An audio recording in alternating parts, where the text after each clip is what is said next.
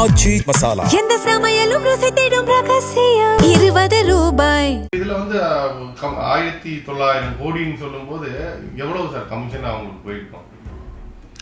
அது எப்படி போயிருக்கும், ஒரு 200 கோடி போயிருக்கும். 200 கோடி போயிருக்கும். கம்மியா சொல்றீங்களோன்னு தோணுது. நாங்களாக எதுவுமே இது கொடுத்தோம், கம்மியாக ஜாஸ்தியானது எப்படி 200 கோடி போயிருக்கும் மினிமம். பண்ணவே முடியாது. கவர்மெண்ட் வந்து ஒரு ஸ்பெஷல் கிராண்ட்டாக ஒரு 500 crore கொடுத்தா தான் கார்பரேஷன் காப்பாற்ற முடியும்.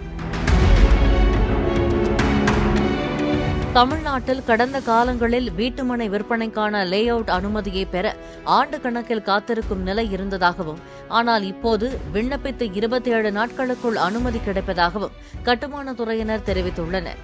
பெரும்பாலான வீட்டுமனை விற்பனையாளர்கள் வங்கிகளில் கடன் பெற்றே வீட்டுமனைகளுக்கான லே அவுட்களை உருவாக்கி வரும் நிலையில் அனுமதி கிடைக்க ஓராண்டுக்கு மேல் ஆகும் என்பதால் வட்டி தொகையையும் கணக்கிட்டு மனைகளின் விலையை உயர்த்தி விற்பனை செய்து வந்தனர்.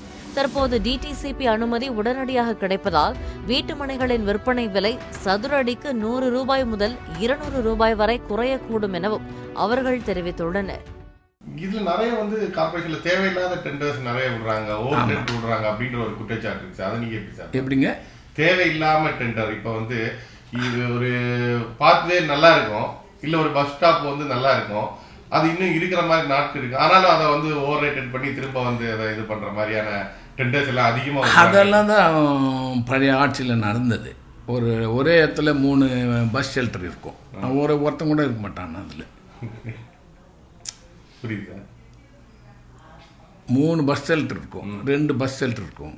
ஏன்னா பஸ் ஷெல்டர் வந்து நல்ல ப்ராஃபிட்டபிள் ஐட்டம் அந்த ஒர்க்கு. 30% 40% ப்ராஃபிட் கிடைக்கும். அதனால் பஸ் ஷெல்டராக போடலாம். விட்டால் பஸ் நீட்டாக ஒரு இதில் 10 ஷெல்டர் போட்டுருவோம். இப்போ நீங்கள் வந்துட்டு மெரினா பீச்லேயே அந்த காமராஜர் சாலையிலே பார்த்தீங்கன்னா ஒரு பஸ் ஷெல்டர் நல்லாவே இருக்குது, 3D பஸ் ஷெல்டர்னு போட்டு வச்சுருக்கோம். பின்னாடி இப்போ ஒரு பஸ் ஷெல்டர் வேலை முடிஞ்சு போய் நிற்கி சிஎம்டிஎஃப் ஃபண்டில். ஆமாம், அதுதாங்க, அது ப்ராஃபிட் ஜாஸ்திங்க அது. அதனால் நாங்கள் அதுக்கு மினிஸ்டர் பர்சன்டேஜ் கொடுத்துட்டு இன்னும் 2 3ன்னு கட்டி அது காசு பார்க்கலாம். இது டெண்டர் வந்து அவங்களாவே கால் ஃபார் பண்ணிட்டே இருப்பாங்க சார் ஆஃபீஸர். அந்த எம்எல்ஏ ஃபண்டுங்க அதுங்களில் தான் மேக்ஸிமம், கவுன்சில் ஃபண்டு எம்எல்ஏ ஃபண்டில் தான் அது போடுறது ரொம்ப. இது வந்து ஜிசிசியில் மட்டும் தானே சார், இல்லை எல்லா பக்கமுமே இந்த இது அதிகமாக இருக்குது? இல்லை, நம்ம ஜிசிசி பற்றி தானே பேசுகிறோம். பார்ட்டி ஃபண்டுன்றது எல்லா டிபார்ட்மெண்ட்லுமே இருந்தது, ஃப்ரீ டெண்டர் கிடையாது. இப்போ தான் ஃப்ரீ டெண்டர், இவங்க வந்த பிறகு தான் ஃப்ரீ டெண்டர். எத்தனை டெண்டர் விட்டுருப்பாங்க சார் ஃப்ரீயாக? அது சும்மா கொஞ்சம் தான் விட்டுருக்காங்க, சின்ன சின்ன டெண்டருங்க தான் விட்டுருக்காங்க. இப்போ ஃப்ரீ டெண்டர் விட்டுறதாலும் அது வந்து ஃப்ரீ தான், open. I mean how challenge for you sir இந்த மாதிரி ஓப்பன் டெண்டர்னா? வழக்கமாக வரவங்களோட அதிகமாக ஆட்கள் வருவாங்க, எப்படி பார்க்குறீங்க சார் இதை? எங்களுக்கு லாபம் குறையும், கவர்மெண்ட்டுக்கு financial benefit. But at the same time வந்து எங்கள் ஆளுங்க அதிகமாக எங்கே அந்த குறைச்சி போடுற அமௌண்ட்டை எதில் வந்து காம்பன்சேட் பண்ணலான்னு ட்ரை பண்ணி இருப்பாங்க. இந்த போலீஸ் திருடன் கதை தான் நடக்கும். ஆமாம், அவன் ரொம்ப விழிப்போடு இருக்கணும். இது எப்படி அவங்க பேலன்ஸ் பண்ண முடியும் சார்? இப்போ நீங்க சொல்ற பார்த்தா கவர்மெண்ட் பண்ணவே முடியாது. கவர்மெண்ட் வந்து ஒரு ஸ்பெஷல் கிராண்ட்டாக ஒரு 500 crore கொடுத்தா தான் கார்பரேஷன் காப்பாற்ற முடியும். இல்லைன்னா இப்போ நாங்கள் வந்து அர்ஜென்ட்டாக மீட்டிங் போடுறோம், உண்ணாவிரதம் இருக்கிறது, அது மாதிரி போராட்டம் நடத்துறதுன்னு முடிவு பண்ணி பேசின்னு இருக்கோம். இது வந்து முழுக்க முழுக்க பழைய கவர்மெண்ட் செஞ்சு வச்சுட்டு போன. ஆமாம், 100% பழைய கவர்மெண்ட் உண்டு தப்பு. இல்லாத ஃபண்டுக்கு வேலை வாங்கிட்டாங்க. ஆமாம், பழைய கவர்மெண்ட்டு. ஆமாம், பழைய கவர்மெண்ட்டு மினிஸ்டருங்க ப்ரெஷரில் தான் அவ்வளோ வேலைங்கெல்லாம் விட்டுதெல்லாம். லாஸ்ட் மூமெண்ட்ல அதுக்கு முன்னாடி 1 yearலாவே விட்டு தேவையில்லாத வேலையெல்லாம் கூட ரொம்ப விட்டாங்க. அதை தான் இப்போ ஒரு பஸ் ஸ்டாப் இருக்கும், பக்கத்துல ஒரு 2 பஸ் ஸ்டாப் கட்டுவாங்க.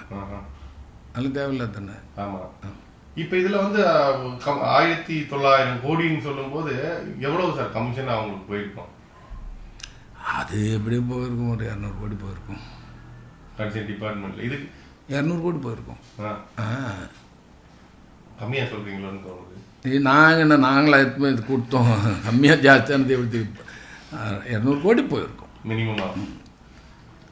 இப்போ வந்து நீங்க வந்து நம்ம அவங்கள ஏற்கனவே இருந்துட்டு ஆண்டு போன கட்சியை சொல்லும் போது அதிகாரிகளே சொல்லணும் சார். இப்போ வந்து இருக்கிற ஆபீஸ் அதிகாரிங்க தான் இதுக்கு காரணமே. அதிகாரிங்க இதுக்கு ஒத்துக்கலன்னு சொன்னால் மினிஸ்டருக்கு எப்படி போகும் பர்சன்டேஜ்?